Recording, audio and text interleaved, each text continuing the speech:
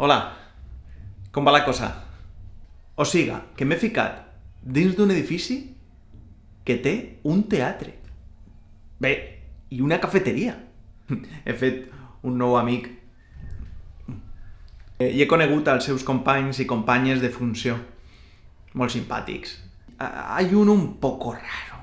Enric, crec que el diuen, sí. Es majo, es majo.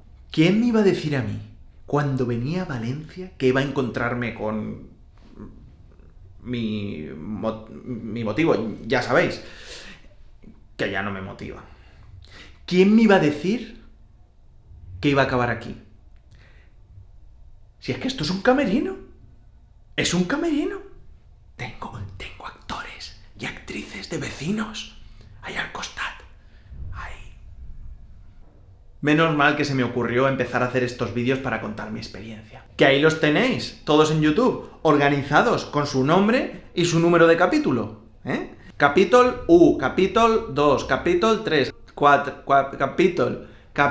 capítulo... Podéis darle al like. Debéis darle al like. Suscribíos y dadle a la campanita. Me cambio de brazo. Si antes del próximo vídeo el número de suscripciones aumenta en un porcentaje comprendido entre el número de amigos que tengo, 1, Sergio, y la cantidad de escalones del edifici Rialto, habrá una sorpresa.